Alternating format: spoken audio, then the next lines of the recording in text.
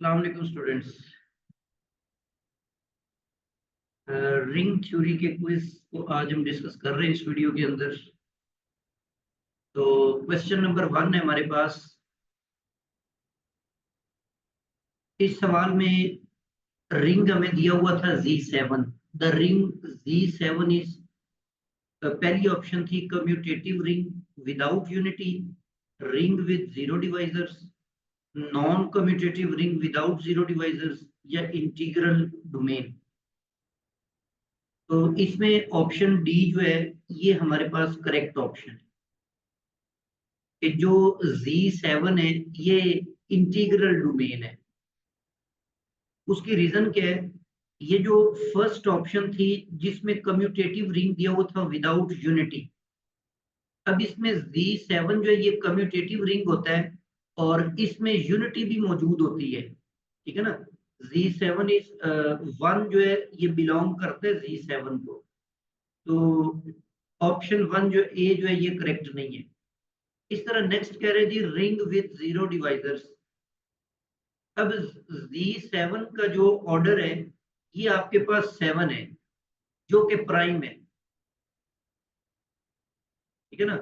ये यूं कह लें कि यहाँ पर n जो है वो 7 और एक प्राइम नंबर है, तो इसमें कोई जीरो डिवाइजर नहीं होगा। तो ये ऑप्शन भी रॉन्ग हो गई, ये फर्स्ट ऑप्शन भी रॉन्ग हो गई।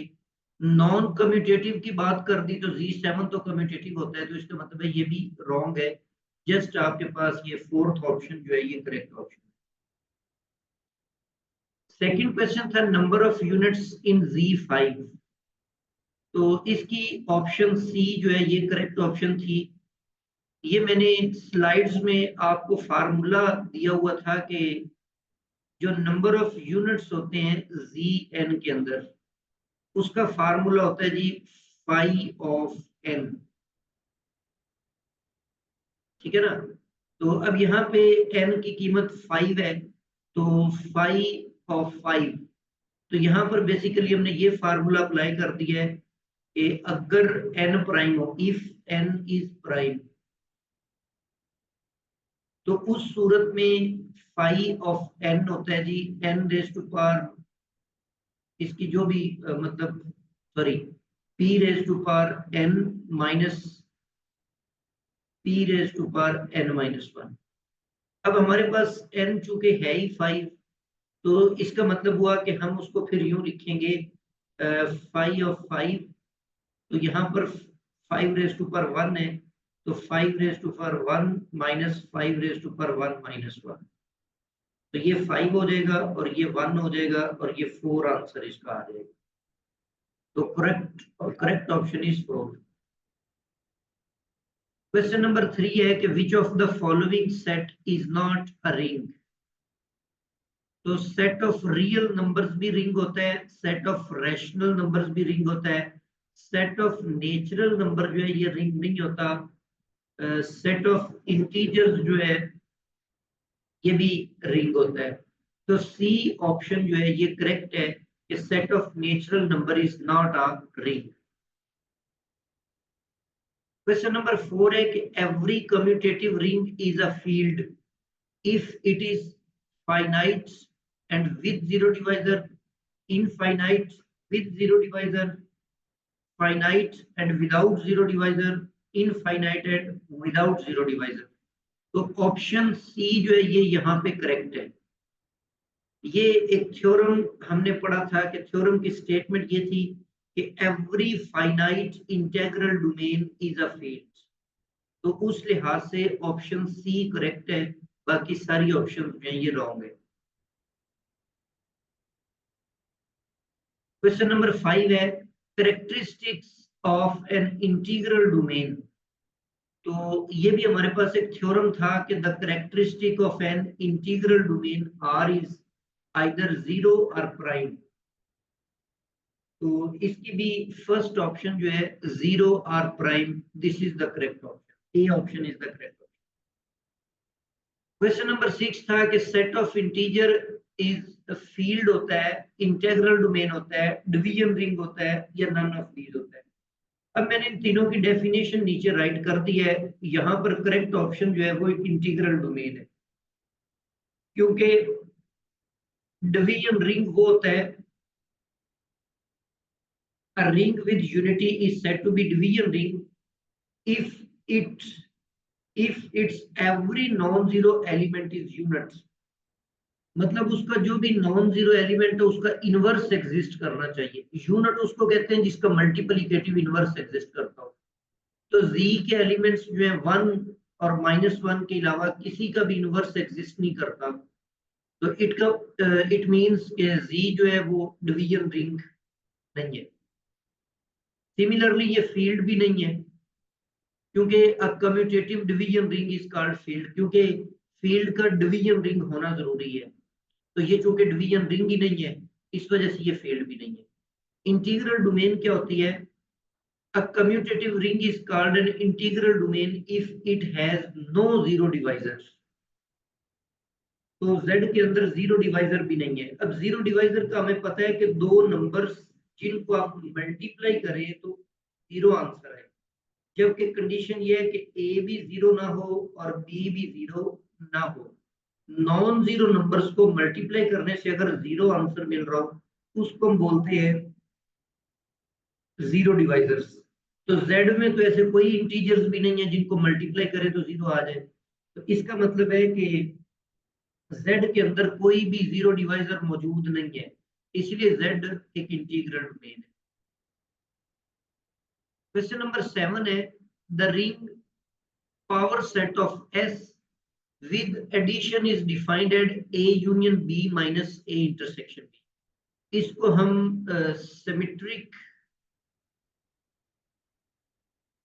सिमेट्रिक डिफरेंस का नाम भी देते हैं। ये जो एडिशन हमने डिफाइन की हुई है,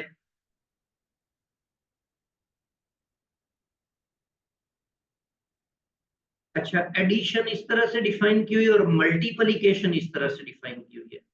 अब यहाँ पर है जी ring with unity, commutative ring, boolean ring. अच्छा यूनिटी कहते हैं मल्टीप्लिकेटिव आइडेंटिटी। तो ये जो ऑपरेशन दिया हुआ है ना मल्टीप्लिकेशन का, इसके लिहाज से हमने यूनिटी को इसमें ऑब्जर्व करना है।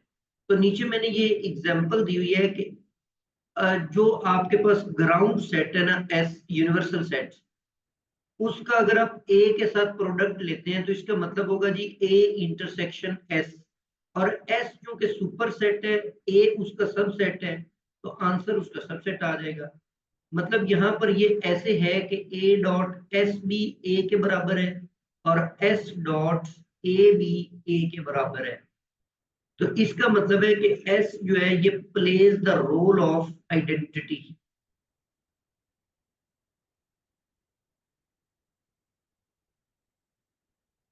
तो इसका मतलब है फर्स्ट ऑप्शन जो ये करेक्ट है, इस रिंग में यूनिटी मौजूद है। दूसरा जी कम्यूटेटिव रिंग, तो मल्टीप्लिकेशन जिसमें कम्यूटेटिव होती है जिस रिंग में, उसको हम बोलते हैं कम्यूटेटिव रिंग। तो इसमें अब मल्टीप्लिकेशन इजी है इसको ऑब्जर्व करना। ए डॉट बी का मतलब है ए इंटरसेक्शन बी, और इंटरसेक्शन में कम्यूटेटिव प्रॉपर्टी होल्ड करती है। तो इससे साबित हुआ कि ए डॉट बी जो है वो बी डॉट ए के बराबर है। तो ये कम्यूटेटिव रिंग है, दूसरी ऑप्शन भी करेक्ट हो गई। तीसरी है जी बुलियन रिंग। बुलियन रिंग के लिए कंडीशन ये थी कि किसी भी एलिमेंट को अपने आप के साथ मल्टीप्लाई करो तो उस एलिमेंट के ऊपर कोई इफेक्ट ना पड़े, तो उस रिंग को हम बुलियन रिंग का नाम देते हैं। तो अब इसमें आप देखें कि जब हम ए डॉट ए लेते हैं तो वो ए इंटरसेक्शन ए आएगा, और किसी भी सेट की अपने आप के साथ जो इंटरसेक्शन होती है वो सेट इटसेल्फ होता है। तो इसका मतलब है कि ये बूलियन रिंग की भी सारी कंडीशंस को सेटिस्फाई कर रहा है। तो D option is the correct option, all of these. Next question number 8 है कि in the ring of quaternions multiplicative inverse of this element. अब ये इसका फार्मूला होता है जी मल्टीप्लिकेटिव इनवर्स को फाइंड आउट करने का। तो इस फार्मूले के तहत अब यहाँ पर बेसिकली हमें 2i प्लस 3j दिया हुआ है। तो इसको बेसिकली आप यूं लिख सकते हैं 0 प्लस 2i प्लस 3j और प्लस 0k। अब ऊपर जो गिवन फार्मूला है उसके मुताबिक आप यूं लिखेंगे 0 माइनस 2i माइनस 3j और minus 0k divided by 0 square 2 square 3 square और 0 स्क्वायर। तो इसके मुताबिक आंसर आपके पास आएगा G D option. D option is the correct option. Question number 9 है कि set of all units of a ring forms.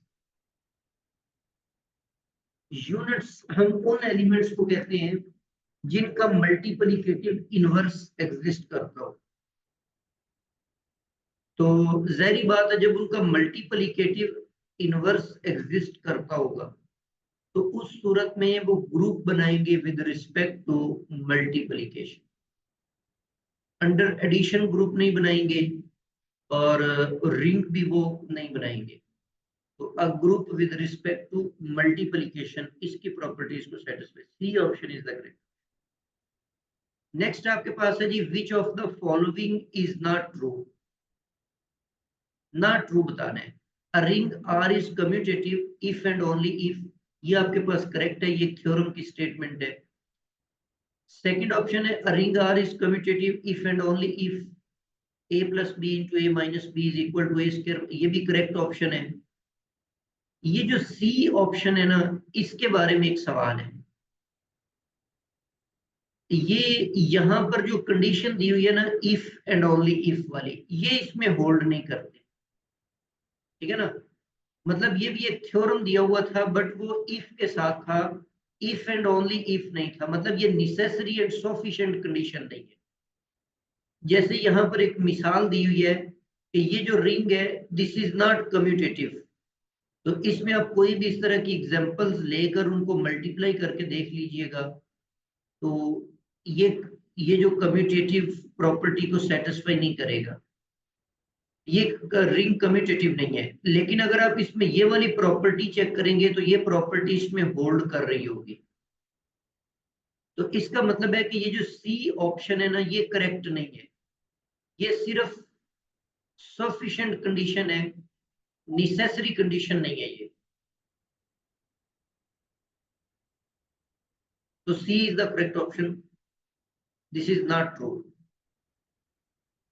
Next आपके पास क्वेश्चन नंबर है जी 11। Smallest non commutative ring is of the order of 4। B option is the correct option. ये भी एक theorem की स्टेटमेंट है। Smallest non commutative ring is of order 4। Question number 12 है कि if a b are units of ring R then.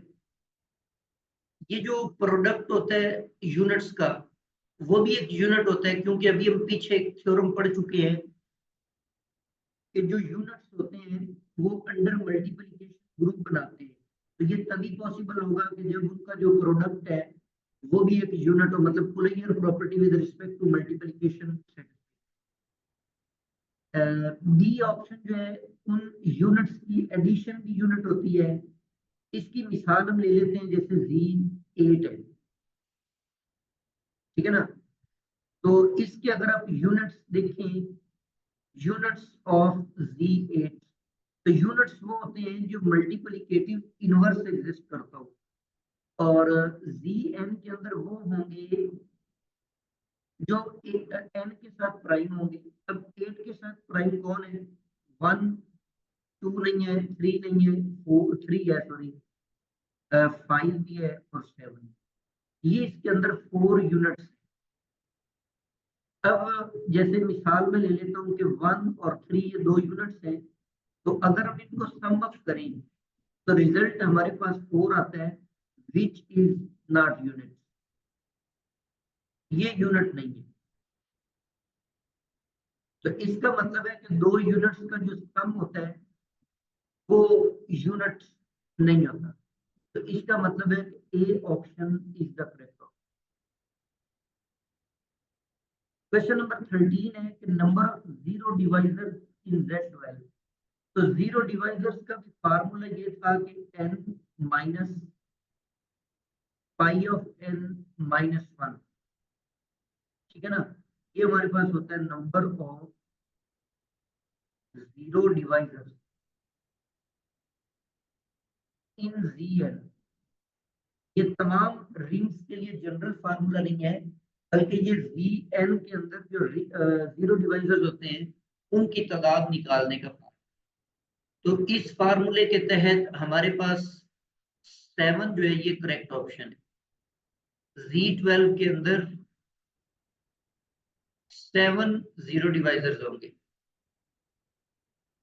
Question number 14 है, number of idempotent elements in Z8। अब ये इसका भी ये एक थ्योरम था कि number of idempotent elements in Zn is equal to 2 raise to power r। r क्या चीज है? Where r is the number of distinct prime factors of n। Number of distinct prime factors, जो prime factors उनकी तादाद लेनी है आपने। जैसे हमारे केस में Z8 है तो n यहाँ पर 8 है, इसको प्राइम फैक्टराइजेशन के जरिए आप लिखेंगे कि 2 रेज़ टू पावर 3 आएगा।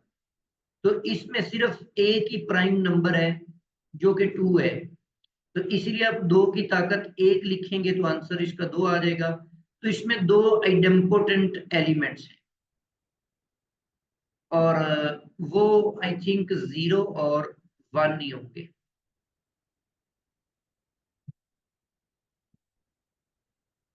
क्वेश्चन नंबर 15 है, if a is a unit then a is never be nilpotent. जो यूनिट होता है वो कभी भी निलपोटेंट नहीं हो सकता, तो बी ऑप्शन करेक्ट है। ये भी एक थ्योरम की स्टेटमेंट है कि if a is a unit then a is not a nilpotent. Question number 16 है कि which of the following is true. कि ये जो सेट एस है ये इसका सब रिंग है, ये वाला एस इसका सब रिंग है, Z6 जो है ये इसका सब रिंग है। तो इसमें बी ऑप्शन जो है ये करेक्ट ऑप्शन है। ए क्यों नहीं है? Option A is not correct because कुलयर property with respect to multiplication does not hold. जैसे आप एक मिसाल ले लेते हैं कि ए की वैल्यू हमने 1 ले ली है और बी की वैल्यू हम 3 ले लेते हैं, तो अब ए आपके पास आएगा 1 और 1 प्लस 3 4 हो जाएगा, और यहाँ पर भी 4 आएगा और यहाँ पर 1 आएगा। तो ये एलिमेंट्स इसको बिलोंग कर रहे हैं। इस तरह कोई और एलिमेंट ले लें, A2 ले लें और B3 ले लें, तो 2 और 5 और यहाँ पर 5 और 2। इन मैट्रिसेस को अगर आप आपस में मल्टीप्लाई कर देते हैं तो इनको मल्टीप्लाई कर देने से 1 2 is the 2, 4 5 is the 20, 1 5 is the 5, 4 2 is the 8, और सिमिलरली 4 2 is the 8 और 1 5 5 आ जाएगा, और 4 5 ये कितना होगा 20 और 1 ये 2 आ जाएगा। तो अब यहाँ पर ये आपके पास नंबर्स आ गए जी, 22 13 और 13 और 22। अब यहाँ पर आप देखें कि जो नंबर यहाँ पर होना चाहिए इसका आपने किसी नंबर के साथ सम लेकर ये नंबर यहाँ पर बनाना होता है, लेकिन ये तो इस तरीके से नहीं है जिस तरह से यहाँ पर ये दिए हुए नंबर्स। तो इसका मतलब है कि ये कुलयर property with respect to multiplication को होल्ड नहीं करता। सिमिलरली जो सी ऑप्शन है Z6 इज नॉट अ सब ring of Z12 because operation is not same. उसमें मॉड 6 यूज कर रहे हैं, इसमें हम मॉड 12 यूज कर रहे हैं, तो इसलिए ये सेम ऑपरेशन नहीं है, इसलिए ये भी सब रिंग नहीं होगा। तो option B is only correct option. Question number 17 है, which of the following is true. If R is a ring with unity, then its subring S always contain unity. जो सब रिंग होता है उसमें हमेशा यूनिटी होती है, तो ये बात दुरुस्त नहीं है।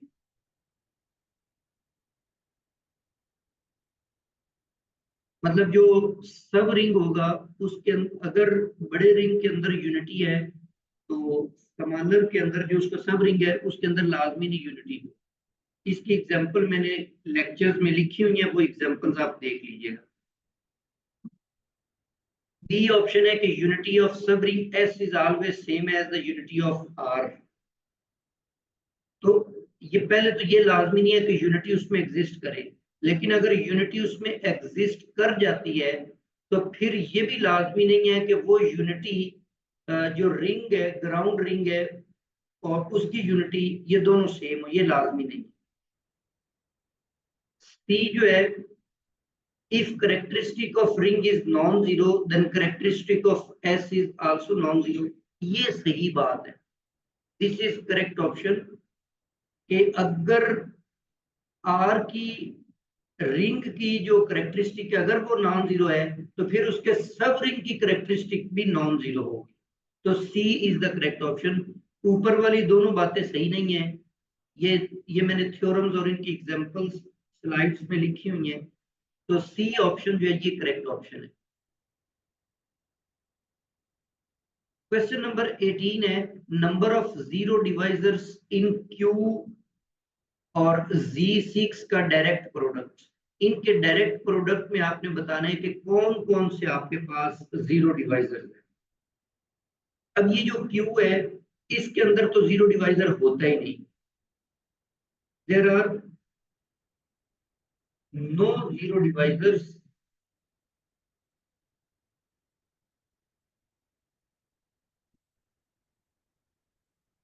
इन क्यू। क्यू में कोई जीरो डिवाइजर नहीं होता। तो इसीलिए हम सपोज कर लेते हैं जी क्यू में से हम जीरो पिक करते हैं और Z6 के जितने भी जीरो डिवाइजर्स हैं उनको जीरो के साथ शामिल करके ये हमने ऑर्डर पेयर्स बना लिए। ये तीन Z6 के जो जीरो डिवाइजर्स हैं, जीरो डिवाइजर्स ऑफ Z6, वो हमारे पास है 2, 3 और 4।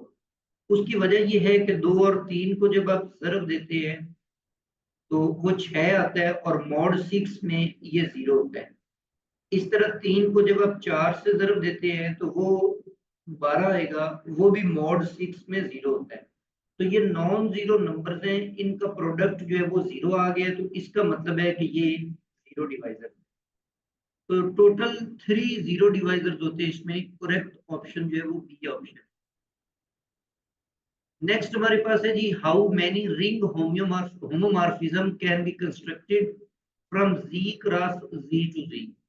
तो Z cross Z to Z हमारे पास टोटल 3 होमोमॉर्फिज्म्स एग्जिस्ट करते हैं। सी ऑप्शन करेक्ट है। वो मैंने नीचे लिख भी दिए हुए हैं कि f of m n is equal to m ले, ये भी होमोमॉर्फिज्म है। F of m n is equal to n ले, ये भी होमोमॉर्फिज्म है। और f of m n equal to zero ले, ये भी होमोमॉर्फिज्म है। तो टोटल यहाँ पर हमारे पास 3 होमोमॉर्फिज्म्स एग्जिस्ट कर रहे हैं। क्वेश्चन नंबर है जी 20, विच of the following is an ideal of Z। तो नीचे ये थ्योरम की स्टेटमेंट लिख दी हुई है कि n G is an ideal of G for all G. मतलब जी इटसेल्फ भी आइडियल है, उसके बाद 2z भी इसका आइडियल है, 3z भी इसका आइडियल है, 4z भी इसका आइडियल है। तो ये सारे इसके आइडियल्स हैं। तो 4z, 5z, 6z, so option D is the correct option. 21 question है कि आई और जे ये आइडियल्स हैं रिंग आर के। तो आई जे का प्रोडक्ट आई और जे की इंटरसेक्शन के बराबर होगा, this is wrong. I J जो है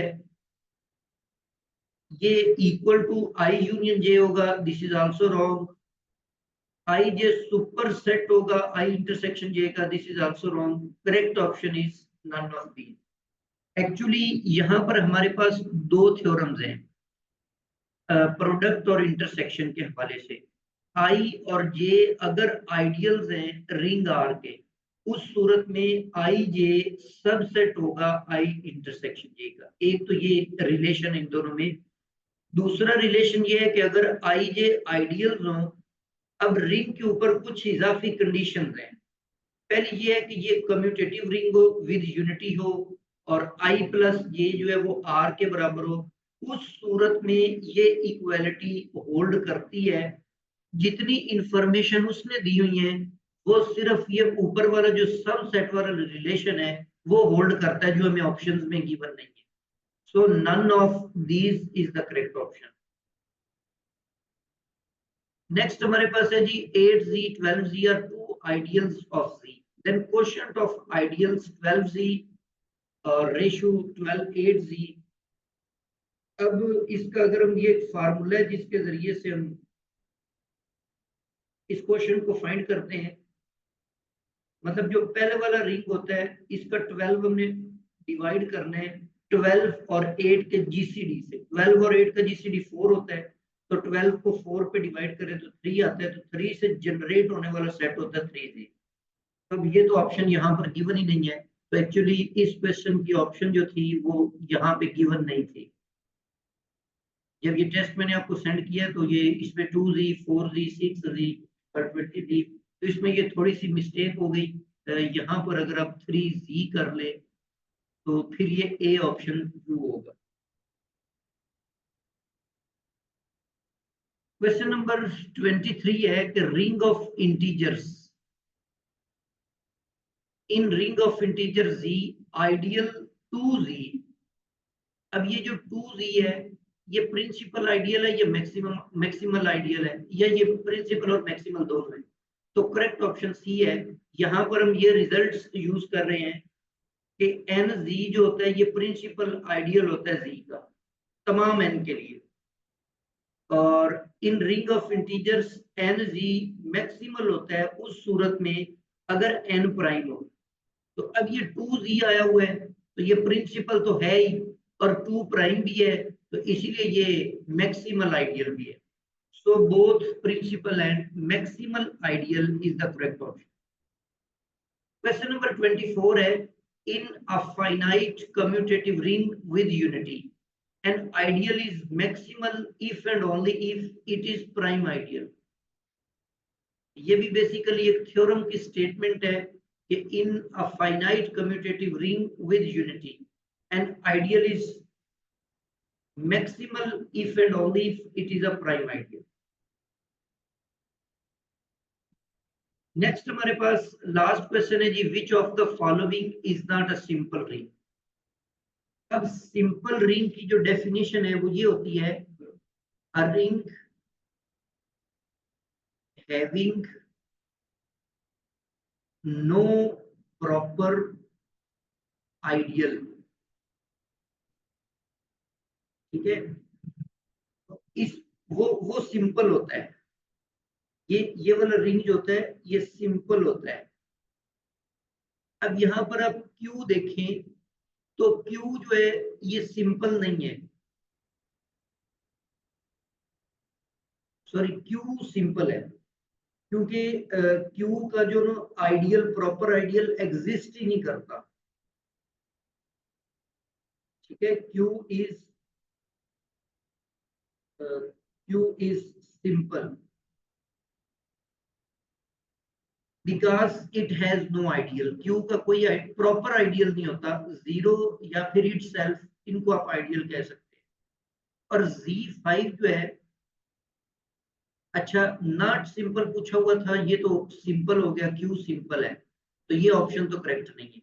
Z5 जो है ये इसमें N5 है और ये प्राइम है, तो जिनका प्राइम ऑर्डर होगा वो वाले रिंग्स भी सिंपल होंगे। ठीक है ना, तो Z5 का भी प्रॉपर आइडियल एग्जिस्ट नहीं करता, तो इसका मतलब है कि ये भी सिंपल है, तो उसने नॉट सिंपल पूछा। Z के काफी सारे प्रॉपर आइडियल्स होते हैं। ठीक है ना, Z इटसेल्फ ये तो चलो प्रॉपर नहीं है, लेकिन 2Z प्रॉपर है, 3Z प्रॉपर है, 4Z, ये सारे इसके आइडियल्स हैं और ये प्रॉपर है, तो इसका मतलब है Z जो है ये सिंपल रिंग नहीं हो।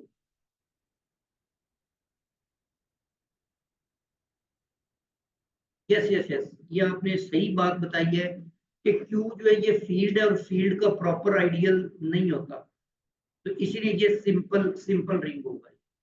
आपने सही बात बता दी, ये भी एक रिजल्ट हमने पढ़ा था कि जो फील्ड होती है उसका प्रॉपर आइडियल नहीं होता।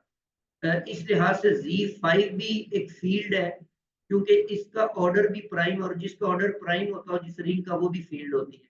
तो Q भी फील्ड है, Z5 भी फील्ड है, तो इसलिए कि ये प्रॉपर आइडियल एग्जिस्ट नहीं करते, तो इसलिए ये दोनों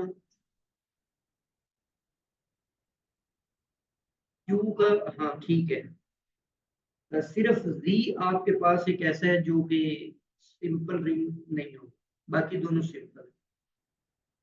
जी, यहाँ तक हमारे ये सारे क्वेश्चंस कंप्लीट हो गए। अब अगर इसमें से कोई चीज आपको नहीं समझ आई तो मैं ये अनम्यूट कर देता हूँ, वो आप पूछ सकते हैं।